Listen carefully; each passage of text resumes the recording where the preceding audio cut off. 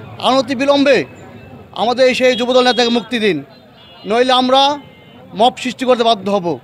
যেমনটা করেছিল সেই দিন একটি সংগঠনের কর্মীকে অ্যারেস্ট করা হয়েছিল, সেদিন আরও 4-5 জন অ্যারেস্ট করা হয়েছিল, সেখানে একটি রাজনৈতিক কর্মী ছিল, আমি সেই দলের উল্লেখ করলাম না। তারা সেই দিন যত সামান্য হলো একটা মব সৃষ্টি করে তাদের কর্মীকে ছিনিয়ে নিয়েছে। আমরা ইচ্ছা করলে 2-4-5 হাজার লোক দিয়ে সেটা করতে পারতাম, কিন্তু আমরা আইনের প্রতি শ্রদ্ধাশীল। আমরা বিএনপি, আমরা ছাত্রদল, যুবদল আইনের প্রতি শ্রদ্ধা রেখেই সেদিন আমরা সেটা করি নাই, কিন্তু তারা সেটা বিপরীত করলেন। আমাদের সেই যুবদল নেতাকে তারা ছলচাতুরি করে ঢাকায় প্রেরণ করলেন। আমি তীব্র নিন্দা ও প্রতিবাদ জানাই এবং অনতি বিলম্বে আমি আমার সেই যুবদল নেতাকে মুক্তি চাই।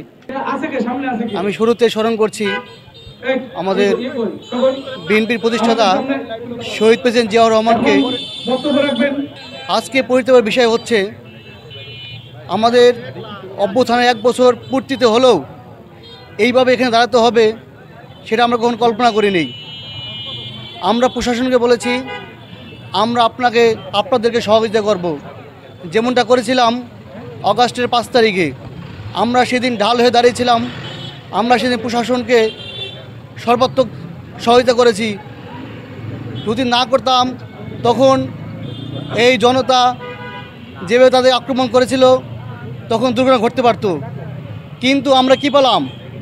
আমরা পেলাম সেই ফলশ্রুতি যে আমাদের একজন নিরীহ যুবদল নেতাকে রাতের আধারে ঘর থেকে এনে মিথ্যা মামলা ফাঁসিয়ে দিলেন। আমরা তাদেরকে জানতে চাইলাম তাকে কী মামলা অ্যারেস্ট করা হয়েছে, এটাও তারা বললেন না। তারা বললেন আমাদের ঊর্ধ্বতন কর্মকর্তা আসবে, তাদের সাথে আলাপ আলোচনা করে আমরা আপনাদের জানাবো। তো সেই দিন এই জায়গায় আমাদের একটা সমাবেশ ছিল, আমরা সবাই সেদিন সমাবেশ আসছিলাম। সেই ফাঁকে তারা ছলচাতুরি করে কৌশলে আমাদের সেই যুবদল নেতাকে তারা ঢাকায় চালান করে দিয়েছে।